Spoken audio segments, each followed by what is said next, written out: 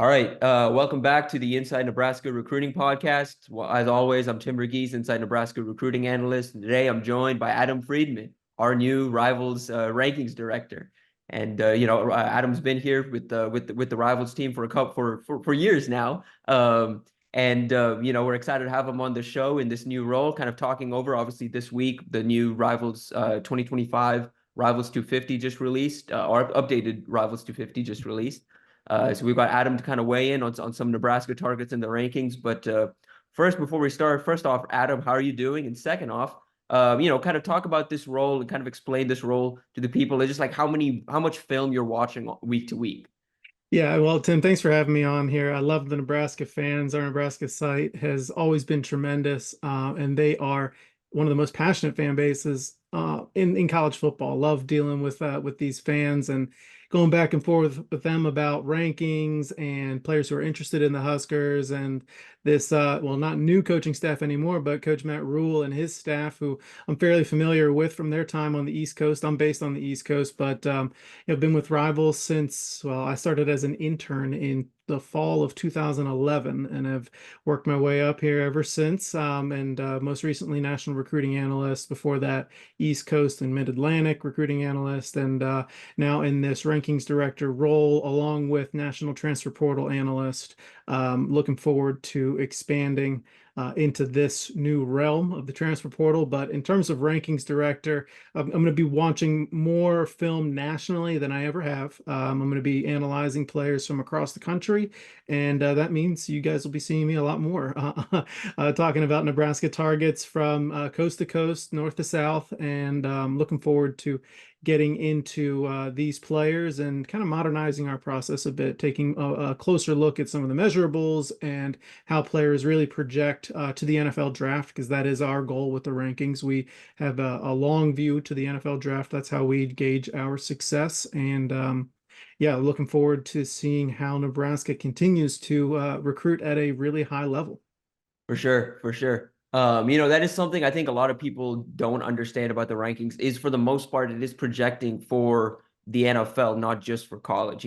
There's a lot of guys that can contribute at the college level. And when you're evaluating these prospects, you and the team, y'all are looking at and even me, in the little bit that but you're mainly looking for these projectable traits. You're looking for the traits that really translate from high school to the NFL. Not that's we can't count for the stuff that's being developed. I've kind of said that's something that I think we miss on a lot of times is that development that goes on in those 3-4 years. Those guys are in college. But that's something we just can't account for, when we're doing these rankings. We have to kind of project a little bit. And that's what makes it so difficult. Yeah, it's really tough because you try, at the high school level, going to college, you try to evaluate everybody like they're going into the same system. Like, oh, okay, if everything hits right for this player at the college level, they're going to develop this, that, and the third, and then they'll go on and be a high draft pick. Well, that's the best case scenario, but not everybody ends up going through the same process or developing on the same track or at the same rate, and that can impact their draft projections, and then that has a different outlook on the success of our ranking of them as high school prospects. And so there's a lot that goes into kind of sifting through all of the minute pieces of information that we get during the process. And I'm going to be working hard to refine our process here at Rivals over the next however long I'm in this job. Yeah. Awesome. And we appreciate the just kind of the insight there. And let's dive into some of these players. New Rivals, like we said, new Rivals 250 is out. And one new addition that is especially notable for Nebraska fans, TJ Lateef is a new addition to the Rivals 250, four-star quarterback now in the I think 194 in Yep. the top 250. Kind of what did you see from TJ this offseason and why is he in the 250 this time around? Yeah, I've already watched a good bit of TJ on film, and our national recruiting director Adam Gorney has seen him a number of times. Gorney is based on the West Coast and sees those California quarterbacks a lot during the season, certainly during the off season at the various camps. And we really like his size and all of the measurables, sure, but really the thing that stands out about TJ is kind of that competitive spirit. He's a guy who like Gorney told me this the other day. He could have transferred to really any high school that he wanted to, but he decided to stay at his current high school where they don't have a ton of success on the field. He could have gone to a bigger program and had a lot more success, been in the spotlight a little bit more. And but he decided to stick it out with them, and that shows off some of those intangibles that college coaches really love. And those traits are hard to project from the high school level, but and they're really hard to find at the high school level. But when you do, it gives you more confidence in a player's ability to maximize their abilities, and continue to learn at the college level, be developed by college coaches, and grow within a system. And that's what we feel like we see in TJ Lateef. He's 6'2", about 190 or so, good arm strength. He can really get the ball down the field. Would love to see a little bit of a quicker throwing motion from him, especially when he gets on the field at the college level. But he has the ability to make all the throws. He's got impressive athleticism. He can escape pressure. He can evade tacklers, and even pick up some yards with his feet. And he doesn't have really an issue throwing on the run. He gets the ball to where it needs to be. And yeah, we just love that competitive spirit that we see in him. I think that's going to take him a long way, even though he may not be going into a situation at Nebraska where he might see the field early. There's a guy named Dylan Raiola who's already there, who he's going to have a little bit of a difficult time getting over. But this is a good pickup for Nebraska, and a guy who seems like he'll stick in the system, learn, develop, and not look directly for the transfer portal when things seem like they might be getting tough. For sure. He's a guy that talking to him and getting to know him, the most impressive part for me is that intangible part. The film, what's on there, but it is those intangibles, like the competitiveness. They at Orange Lutheran, they play in the Trinity League. It's arguably the toughest division in high school football. But on top of that, he's got that QB1, that QB personality. Guys what's the best way to put it? Guys resonate with him, like they're drawn to him. Like, he's at events. Receivers love to love to catch from him. Receivers and running backs, and he's done a good job already just in the 2 weeks or so he's been committed. He's done a good job already reaching out to fellow targets, and has been active peer recruiting some of these guys. Some of that even happened before he revealed his commitment publicly. So that's been impressive. And like you were saying, those are the intangibles you can't really account for, but you're seeing it with TJ here. Right. I mean, it's hard to find, and you love it when you do. And it's something that, players might get hurt, or they might, not, like we said, develop at the rate we expect. But that competitiveness, that personality that you're describing right now, where players are just drawn to him, that stuff doesn't go away. Despite whatever might be happening with his health or performance, that type of personality doesn't go away, and that's what college coaches love to see. No doubt. And getting into some of the top 100 guys, the top ranked in-state prospect, or Nebraska in-state prospect for Nebraska, is Christian Jones. Comes in at 58. He's been a guy for Rivals that's kind of stuck in that top 100 for a good while now. And kind of what have y'all seen from him? And I guess what y'all have watched him for a long time, and this has been a guy that's been on everyone's radar for a while. How have you seen his development over these last few years? We like what we've seen from him. About 6'3", 205 pounds when we last saw him. Really solid linebacker who, when you first look at him, doesn't look like he'd be a guy who could really run with some of the best running backs or even tight ends in the country. But at that size, he plays really fast, and he's able to run sideline to sideline with those guys in coverage. And you really have no questions about his physicality when you turn on the film. A strong player. When he hits somebody, they go backwards. He runs the ball well. And again, we like that size, 6'3". He's got good length. I know Nebraska is one of his top teams. USC, Wisconsin, Texas A&M, Tennessee, all in the mix there as well. But he's a guy who we saw in person last offseason. We've seen him a good bit this fall. We saw him, and we're going to see him again at the Rivals 5-star event in Jacksonville at the end of June. And just really excited to continue to evaluate him and look for those, like you mentioned before, projectable traits. He's got size, he's got speed, he's got strength, and he's got those traits that can take him a long way. For sure. He's a guy that people ask and who's the most important target for Nebraska this cycle. It's tough, because there's a couple positions they'd like to address. They're in on some big linemen, they're in on some top receivers. But linebacker is the position they have to address. They're in on two really good ones right now, Christian Jones and Dawson Merritt. But Jones, just the caliber of recruit that he is, coming from the state of Nebraska in Omaha. He's visited Nebraska at least 10 times over the course of his recruitment across multiple staffs. This is a guy Nebraska can't miss on. This feels like that number one can't miss prospect. The big news with him for this last week has been he set official visits. Everyone's kind of waiting when he was going to do that. He set official visits to Nebraska, USC, and Oklahoma. Oklahoma's going to get that last one of the three he set so far. Nebraska's got him in on June 14th. I said it on our board. I don't really make anything of Oklahoma getting that last official visit. I think his recruitment's still open right now. If I had to say one school, I think he is leaning Nebraska. I think he saw the one thing he's kind of looking for in Nebraska is on-field improvement. And he saw that in the spring game. The one comment he kind of said to me was just how impressed he was with watching the offense during that spring game, seeing how well they were moving the ball downfield. And again, for the first time in a couple of years, it looked like a competent offense, which, for a linebacker, it's interesting that that's what he's looking for, but he wants to be on a successful team. And, he's had plenty of opportunity to commit to Nebraska. He's seen everything you could possibly want to see. Like I've said, he's visited 10 times. He's seen everything you could possibly want to see from the program.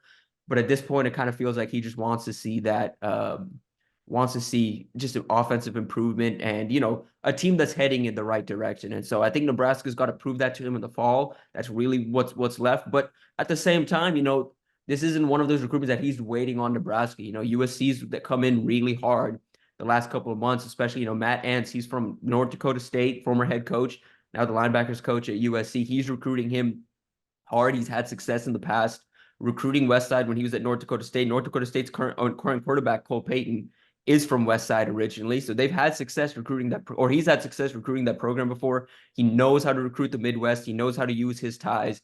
So I keep an eye on USC there. And obviously Oklahoma can't be counted out either. But this is one that I'm just curious to see how June goes and kind of where his thoughts are with these three programs coming out of June. And these might not be the final official visits for him. Like you mentioned, Tennessee's still in it, A&M still in it, a couple other schools still in it. He could schedule 1-2 more official visits before it's all said and done. Yep, that's right.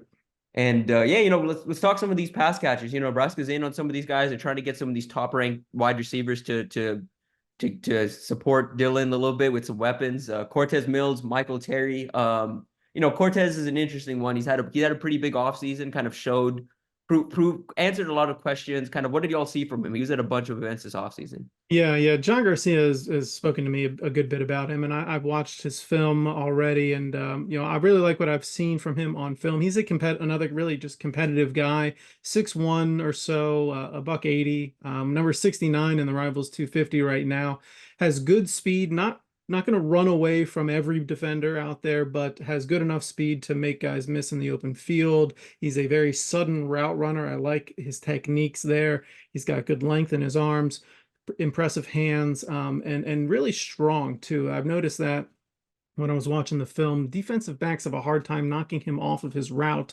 And when he does get the ball in his hands, he's really tough to tackle. Even if they do, catch up to him or have an angle on him, they still have to get him to the ground. And Mills doesn't really go down willingly, right? They're going to have to drag him down, and he might end up dragging them for a couple of yards. But like I said, he has good hands. He does a good job catching the ball away from his body, and does a good job high pointing the ball on some of those deep routes. So he could really support this Nebraska offense in a meaningful way early in his career if he does decide to go to Nebraska. For sure. That's a recruitment that's got the who's involved, Miami's and Clemson's and Oklahoma's, that's a big recruitment. Nebraska's already had him on campus for an official visit. But they're kind of hoping to maintain their position through a busy May and June for him. Michael Terry, that's one of the more fascinating prospects for me personally, and just really fun film to watch. I've had this discussion with multiple people at this point, but kind of he's a receiver at the next level, but he could play a bunch of different positions. He's recruited a bunch of different positions. Kind of how do you go about evaluating a guy like that when, he does kind of look like a receiver, but could play running back, could play safety, could even play linebacker, kind of how do you go about evaluating a guy like him? Yeah, we want to find a guy who, just has natural ball skills. If you're looking at him as a receiver, right? You want a guy, first and foremost, receivers have to catch the ball. Otherwise, they're just no good. He's got the athleticism, he's got the speed to be able to create some separation. He's got that size that makes him a good target for quarterbacks on the outside or crossing routes, and he can be mismatches. He can create mismatches when he lines up in the slot. He has the downfield speed to really take the top off of defenses as well. And he's a guy you could see helping out even in the running game too. He's a bigger guy, like you mentioned, 6'3", 215 pounds or so, physical player. He's going to be able to help, get some key blocks for running backs as they try to make their way down the field. And when your receivers get blocks down the field, you're looking at some explosive plays, some momentum shifting plays that we really haven't seen from the Nebraska offense in a little bit of time. So Terry is an important target for them as well, a really solid player. And you mentioned the question about his position, offense, defense. It's really going to be determined by how he develops physically at the next level. How does he take to that coaching? How does he take to that strength and conditioning program? And what does his body turn into once he gets there? Can he keep enough speed to remain on the offensive side of the ball, or is he just gonna grow into that bigger safety who may play in the box and help out cover in some passing situations, or be a difficult blitzer to stop coming off of the edge? For sure. What do you think is his growth potential? He's already 6'3", around 210, if not more at this point. Looks pretty filled out. Could continue to add some mass to his frame, but is that a guy that you can really get in and add 10, 15 pounds, or do you just kind of get him in and hope to just kind of maintain the size he's at right now? Right, yeah. It kind of depends on, from a player to player, on how they react to a strength and conditioning program. College coaches can do a lot of different things with a player from a physical perspective once they get on campus. They can tailor a nutrition program to them. They can tailor a strength and conditioning program to them. But sometimes there are players who just end up bulking up. There's a training table food that a lot of players haven't had access to before in the past, and so their bodies react differently when that's available to them. And if he ends up putting on mass, then we'll see what kind of speed he's able to keep, or even if he's able to get faster. If he's able to get bigger and faster, I think all options are on the table for the coaches. We're seeing guys like the guys at Colorado. I'm blanking on his name right now. Travis Hunter play both ways, right? Is it out of the question for Michael Terry? We'll see. I mean, it's about how his body develops when he gets to the next level. Everybody's looking to use their best players in every possible way and keep them on the field. And Terry, could be one of those guys when he gets to the next level. For sure. And he's one that's also evaluating his own role, as he's going to these schools. Nebraska likes him at receiver. Texas likes him at defense. Texas A&M likes him at receiver. Oregon's looking at him in like a running back hybrid type role. These are kind of the final four schools for him, but all four kind of have a different vision for how they plan to use him in the offense. So I'm just as curious. I don't even think he knows yet kind of what he's looking for or what he wants to do at the next level. I think he's evaluating all four of these options, but I'm really curious to see what he ends up deciding, because no matter where he goes, whether it's Nebraska or not, I think he's one of the most fascinating athletes in this class, just from what he's been able to do on the field to this point and how much is still untapped, in that body, in that frame. Kind of moving on past these receivers. One, Nebraska's in on three of these Bishop Gorman offensive linemen. Perhaps the one they have the best shot at is the one they've already had on campus for an official visit, Alai Kalaniuvalu. A guy that, in that three, it's Douglas Utu, it's SJ, apologies, I don't know how to say his last name, still learning that. And Alai, Douglas is kind of set in at tackle. There's a question about his arms, but I think ultimately he ends up playing tackle long term. SJ is pretty locked in at center. But Alai is one that can play kind of inside out. Kind of, what do you see from him? Yeah, I mean, all three of these guys are essentially the same player, just in varying sizes of a prospect, right? Utu's like 6'5", SJ's 6'2", if we're being generous, and Alai is kind of right there in the middle of them. He's a really strong player at the point of attack. He does a great job with his hands setting, resetting his hands in pass protection, sliding when he needs to, anchoring when he needs to, has a frame that can continue to develop. He has some extra mass on his frame, we'll say, that can turn into muscle, and he's got room to grow as well. He has decent length in his arms and is already accustomed to playing against high-end defensive linemen over at Bishop Gorman there. He's accustomed to essentially a college offense and the way that they run their offensive system. So the learning curve may not be very steep for him when he gets to the next level. It'll be about how he develops from a physical perspective and how quickly he's able to gel with the other offensive linemen in his class and on the team that he ends up committing to. For sure. That's a recruitment that, like all three of those guys, kind of have a wide open recruitment right now. It's a lot of contenders in the mix for all of them with, Douglas is at the top. He's a top ranked guy for us. He's the number 8 player in the country, number 2 offensive tackle in Yep. the country. And, that's one that Nebraska's trailing. Nebraska's in that top 6-ish, but, they've got some work to do. They're hoping to get him on an official visit this summer, but nothing scheduled as of yet. I say the ground there is they've got ground to make up on Alabama and Michigan. Those are kind of the two right there. With SJ, Miami's kind of looking like the school to beat there. Miami's kind of emerged for him coming out of the spring, but Michigan's in there too. Alabama's in there. Washington, Oregon. These all three of these guys are highly coveted and for good reason. But what's working for Nebraska with all three, and the reason Nebraska's been able to maintain at least some type of presence with all three is the relationships. Donovan Raiola's got some connections to Bishop Gorman, knows some of the guys on that staff for some time. So, they landed Xander was an offense tackle for them last year, landed him last cycle. And this cycle, they're in for 3 more of those linemen. So again, Nebraska's a long shot with all three, like laying it out as realistically as possible. Nebraska's very much a long shot for all three.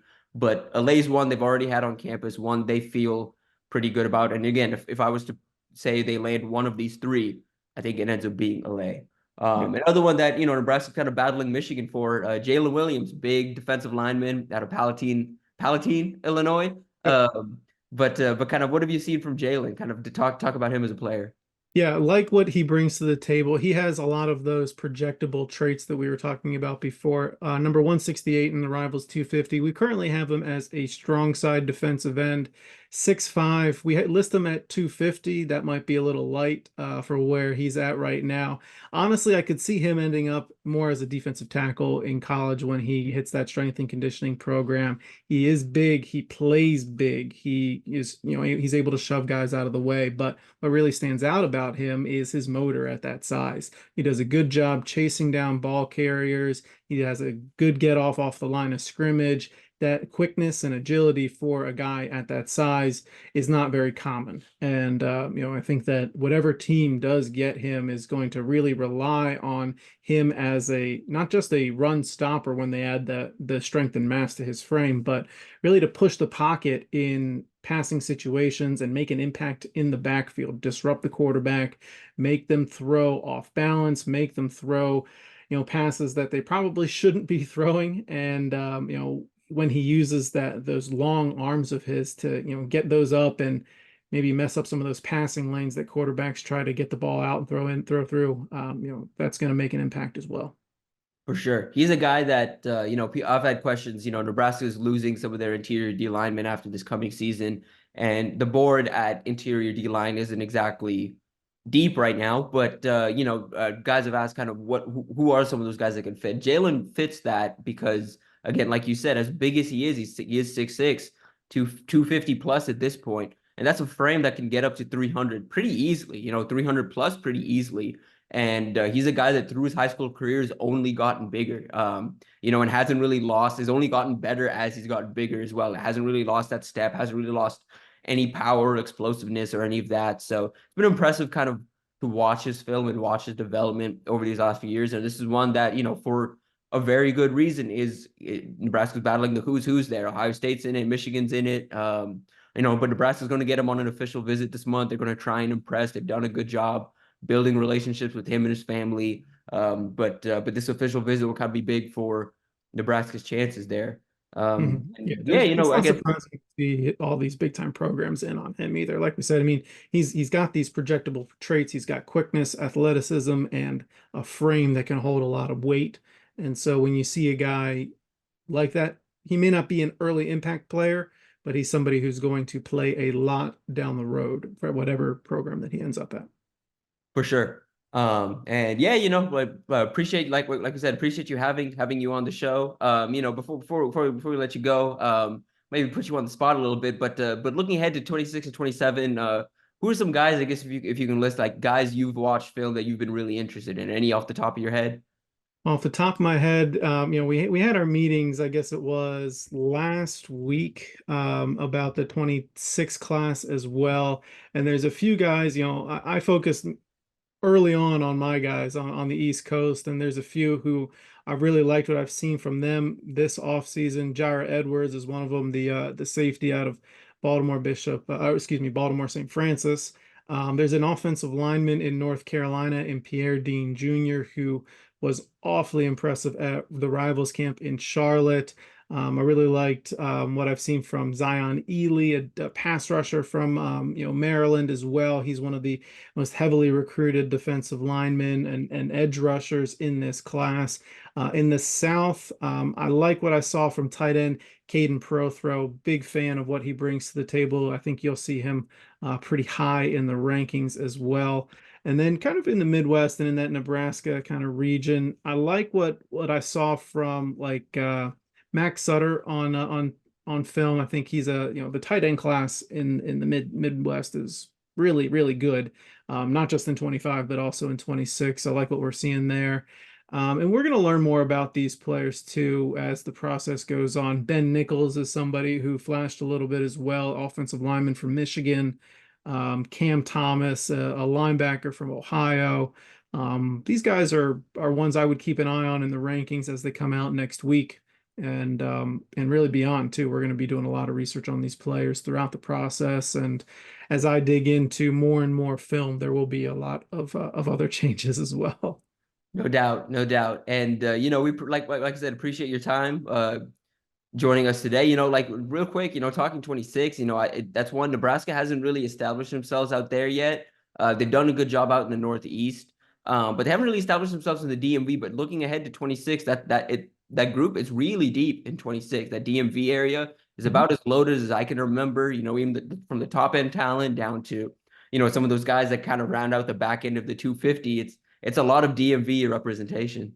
Yeah, yeah. I mean, there's a lot of really good players in this area. I mean, it's one of the most populated areas in the entire country, and it would make sense that there is a lot of talented players in this area. I know it's not the Southeast or anything like that where you can throw a stone and hit a 4-star, but a lot of the best prospects end up at one of 10 programs in the Maryland, DC, Virginia area, and so it's a little bit easier to find some of those guys around here. But there are some big offensive linemen kind of in that Western Virginia area along I-81 and kind of north of Philadelphia, even too, up there in kind of the Appalachian Hills of Pennsylvania. So yeah, there's some good talent in this region. It's not surprising to see Nebraska try to get in on some of those guys. Matt Rule and his staff have plenty of connections in this region, and I would imagine they continue to spot recruit some of these guys who have interest in the Nebraska Cornhuskers.